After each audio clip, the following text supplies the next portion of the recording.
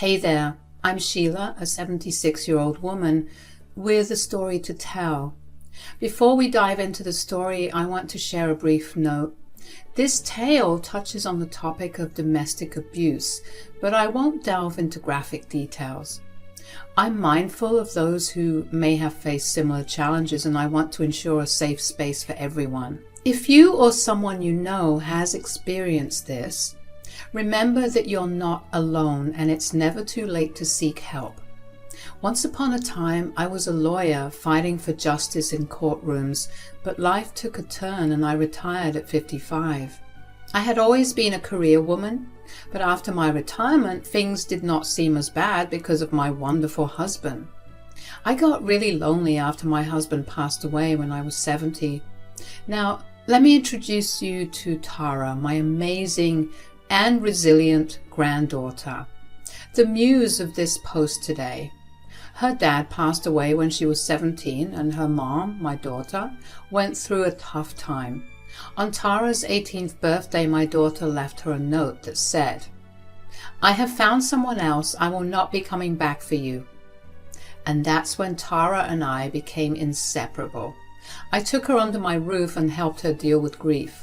I also stepped up to her through college, paying for her tuition and being there when she needed support.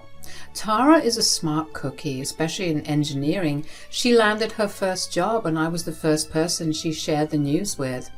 When she got married to her husband Ellie, she asked me and her grandpa to walk her down the aisle. And this post is about how this old lady, that is me, turned out to be unexpectedly useful in Tara's life at the age of 76. It all started 8 months back when Tara called me to tell me some special news. "Hey Grandma, how you doing?" "Oh, it's so good to hear from you, honey. I'm doing well. How are you? And Ellie, how's your work going?"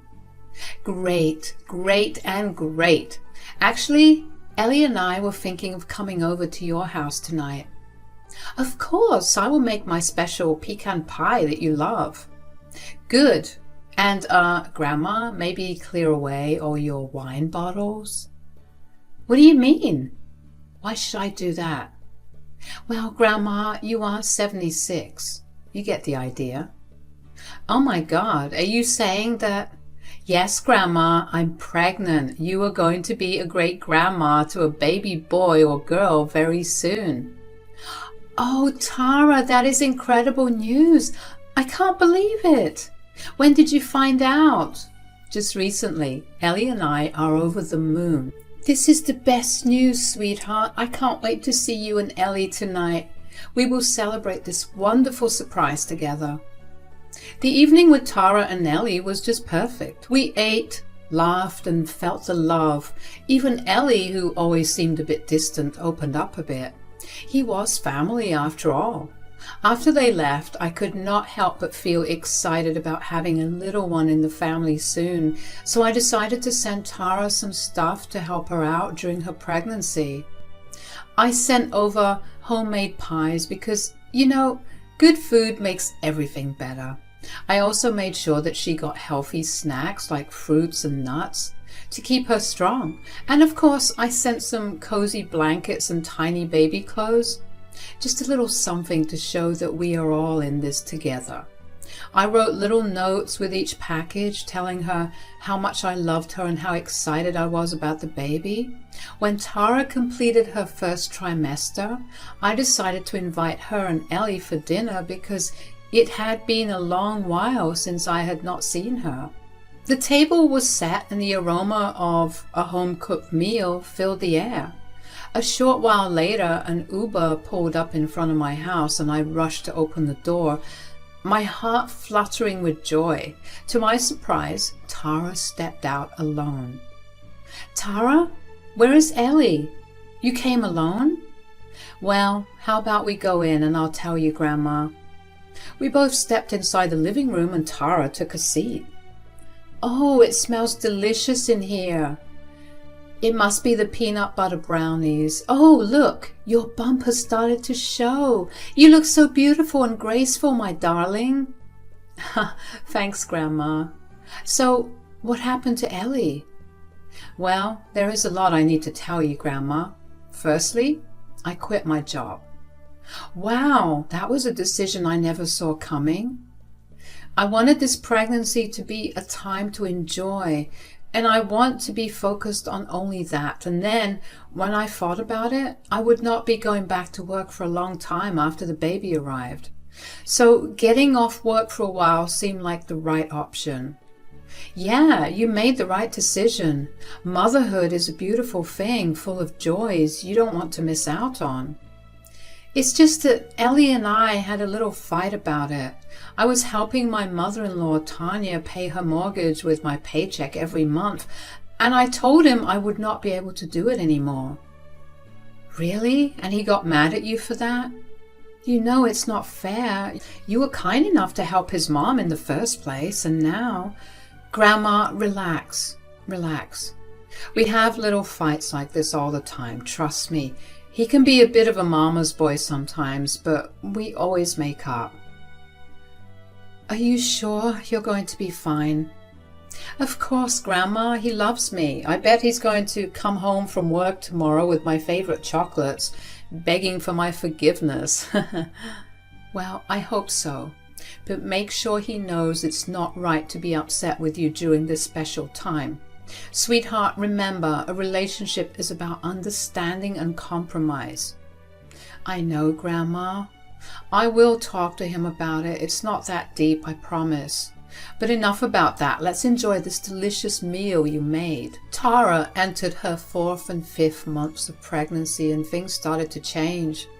We earlier used to have lengthy phone conversations, almost every week, sharing the details of our lives. However, for some reason, those calls turned into texts. Tara reassured me once in a while through messages, letting me know she was fine. She also stopped inviting me over on weekends like she used to. I tried not to worry too much, thinking it might be because of pregnancy hormones and changes. One day, while getting my meds refilled at the hospital, I bumped into Tara. She looked very tired. Her face seemed pale. Oh my God, Tara, what are you doing here? Oh, hey Grandma, I had a doctor's checkup. What about you? I was just getting refills. By the way, why are you alone? Doesn't Ellie come to these regular checkups with you? No, not today. It's an exception. He had work. But today is Sunday. I mean, he was called in at work, Grandma. Have you been eating properly, though? I sent you a new hamper with those healthy seeds, including flax seeds. But you look so pale. Your face is sucked in. Grandma, I didn't sleep last night. I was binge watching movies. Maybe that's why. Tara, it's not just about physical health. Your well-being matters too. If you are having trouble sleeping or feeling overwhelmed, talk to me. You know I'm here for you, right?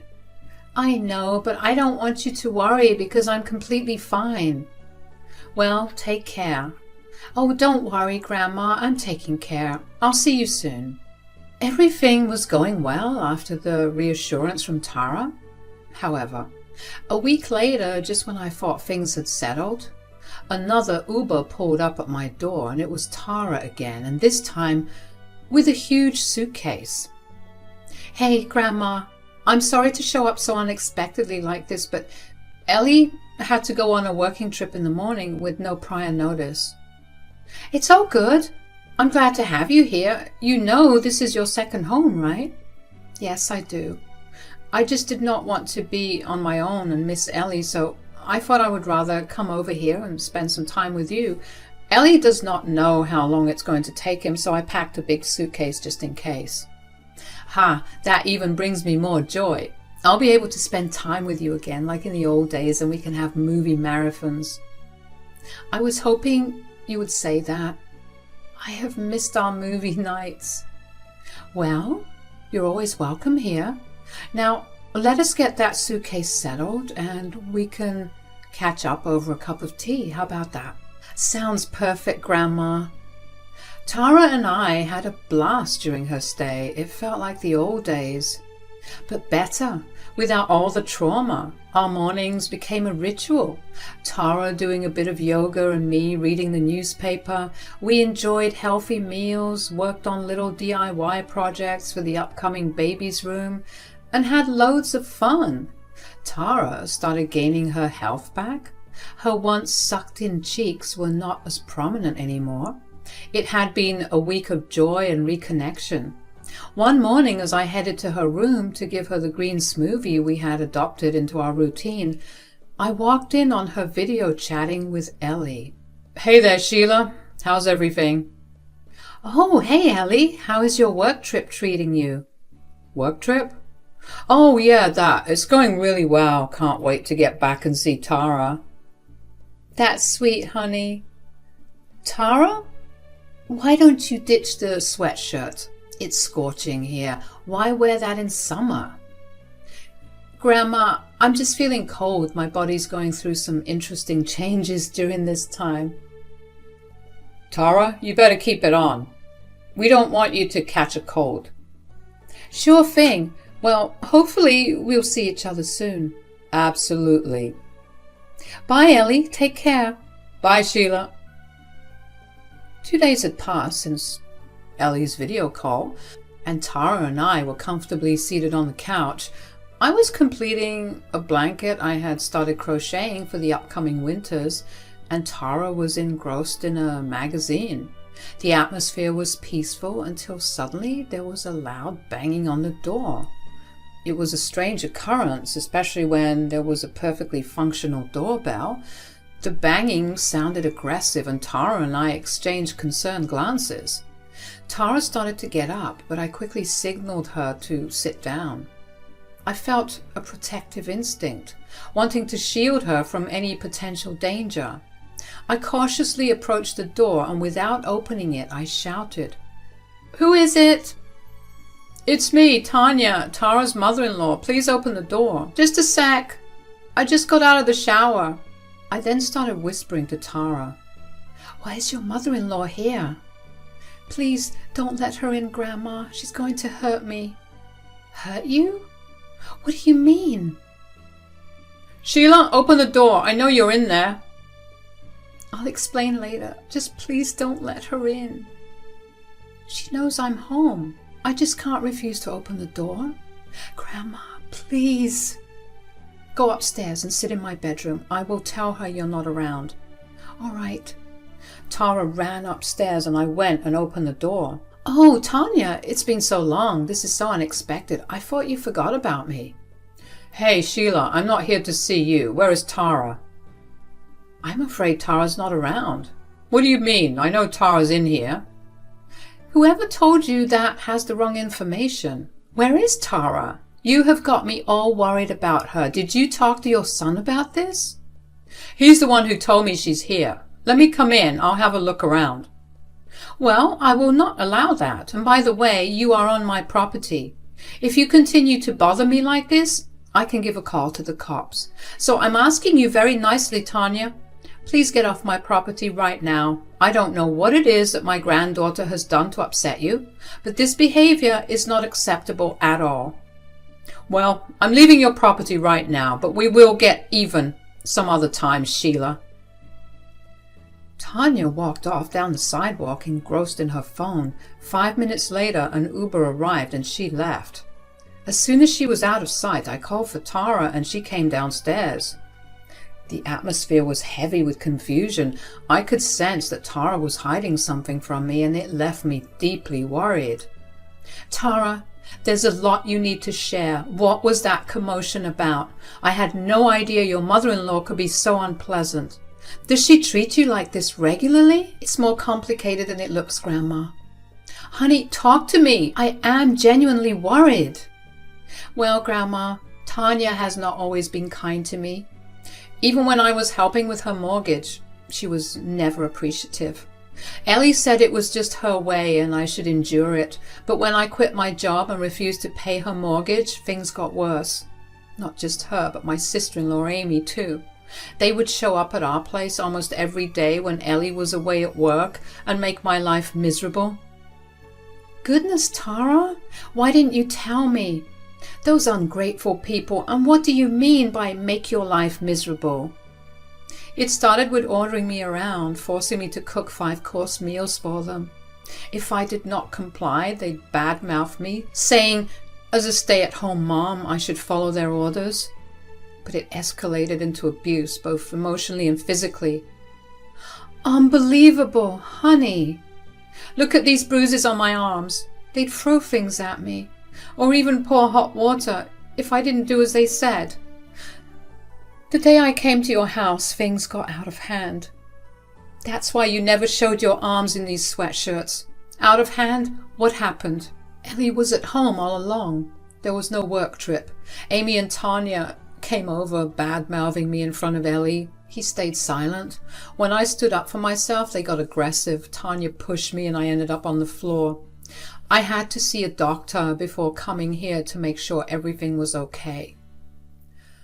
Tara, I can't believe you went through all of this alone. Why keep it from me? I was scared, Grandma. Scared of what they might do if they found out. I sought help. Tara, you're not alone anymore. We'll face this together. Those two won't get away with what they've done. I just wanted a peaceful life, Grandma. I never expected things to turn out like this. Ellie is still at home and we're not talking. I'm uncertain how long this will continue. The environment isn't safe for my baby. I just want to shield him and make the best choices. Sweetheart, don't worry about going back to that house. With my background as a lawyer, I've encountered cases like these throughout my career. Women can be emotionally manipulated and suppressed to a point where they are scared to speak up. It's easy for others to ask, why didn't she report it? Or why endure the nonsense?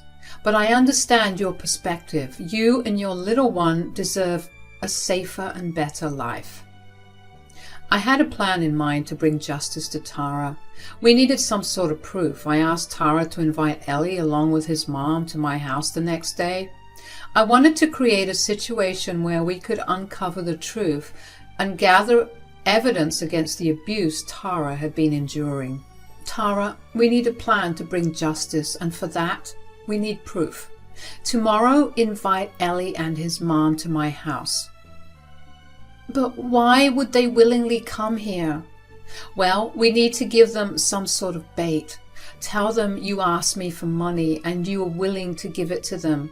Convey that you want the abuse to stop. Make it seem like you want to return home and beg them to go easy on you. In return, you will hand over some money. Grandma, I'm not sure if they're going to buy it.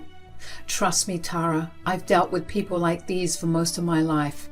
Some people are really greedy and they'll go to any extent for money. Okay, sure, I'll give them a call and let's see what happens. When Tara called them, the plan went smoothly. She spoke to Ellie, expressing her desire to return home, and suggested they come to pick her up from my house the next day when I wouldn't be home. She explained that she wanted to give them some money, and surprisingly, they easily accepted the proposition.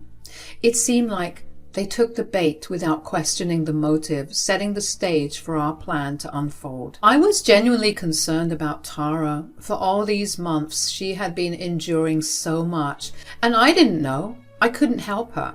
That night, she slept next to me, a hint of fear in her eyes. It struck me how much trauma she must have experienced to be scared of her mother-in-law, who just appeared at the door. But one thing was clear in my mind: I would make them suffer. I had always been fiercely protective of Tara ever since my daughter left her. It was baffling how much I resented my own daughter for her selfish actions towards my granddaughter. The next day arrived. Tara had invited them over to my place at 3 o'clock. The plan was set. I would hide in the upstairs bedroom with my neighbor, Dash, a 24-year-old young man who had always been very helpful to me. Tara's in-laws were dangerous, potentially capable of anything. I wanted to be prepared just in case. We had set up a spy camera that Dash bought us in the living room. I had briefed Tara on what to say to bring out the worst in them, hoping they would indirectly confess to all their crimes. Dash came over to my house, set up the camera, and we stationed ourselves upstairs. From our vantage point, we could overhear everything from downstairs. The camera was in place and the doorbell rang at 3 sharp. Ellie, Tanya, you're here. Yes, we are. I'm here to collect the money you should have paid me months ago. Look, Tanya, I've tried to mediate for a long time, and in return you just fled the house to live with this old hag. You lied to her that I was on a business trip. I want you to hand over the money you got from Mom, and we can all go back home peacefully. I hope Sheila isn't home, is she? That woman has a sharp tongue. Well, she isn't. Okay, then let's get this over with. The thing is, I don't have the money. I lied to you. There we go again. I'm so sick of you, drama queen. What? Are you kidding me? What are we here for then? I called you here because I wanted to make peace and go back home. I'm sorry, Tanya, I quit my job, but I needed some time for myself and my little one. I don't want to be a bother to my grandma anymore. Tanya, when you threw things at me, all I wondered was how could you do that to another woman, especially your own daughter-in-law? And Ellie, you didn't even step up for me. And it all happened while I had your baby in my womb. Look, Tara, I'm going to be honest with you. I don't know what you were thinking when you called us here, but I have my priorities straight. I need to pay off my mortgage one way or another. The money I have, it's for Amy and me. Someone needs to pay for us, and it's you. Well, I'm not your servant, Tanya. You can't ask me to pay for you, and then when I don't, I can't be at your beck and call 24/7 making 5-course meals for you. Oh, look at you. Seems like you've grown a tongue just like your grandma. I think that push to the ground wasn't enough. Amy and I will be waiting for you because sooner or later you're going to come back crawling. Your old granny cannot keep you forever, and believe me, the next time you're at our place again, things are going to get worse. Everything changes over time, Tanya. Don't be too confident because maybe this time it's you who's going to suffer. And who's going to make me suffer? I will. Tara said what she needed to, and it was followed by a scream. Dash and I rushed down the stairs, and there was Tanya wielding her enormous purse as a weapon. However, she halted mid-swing, and both Ellie and Tanya fixed their eyes on us. What's going on here? This is our family matter. Stay out of it. Oh my God, Tara, what's going on? You said your grandma wasn't home. And who is this guy? Are you cheating on me? Cheating on you? Do you think I'm the kind of person who would do that? He's here to protect me from you and your mom. You guys are unpredictable and have anger issues. Your jig is up, Ellie. Tara doesn't want to stay with you anymore. She's filing for divorce. This has to be a joke. And what, are you going to move in here with your granny? Damn right I am. Not just that, your whole family will pay for your crimes, and I will make sure of it. Mom, I think we should leave. The game is on. No one is going to believe you. We'll see about that. After that wild day, one of my lawyer mentees I've nurtured since their early days joined forces to help Tara. We went to court armed with strong evidence. Ellie's mom and sister ended up behind bars, facing the consequences of their actions. Tara bravely initiated divorce proceedings, cutting ties with the toxicity. Ellie didn't escape either. He spent a month in jail. We are determined to ensure he has no visitation rights for the baby on the way. Tara found refuge in my home, creating a sense of the old days when we leaned on each other. Yet, I want more for Tara. I hope she rediscovers love, a bright spot amid the challenges. Life isn't just tough. There's kindness and love waiting. Now, we eagerly await Tara's due date, just 6 days away. The baby's gender is still a surprise, adding excitement to the anticipation. In a few days, a new chapter begins, bringing with it the joy of a sweet surprise.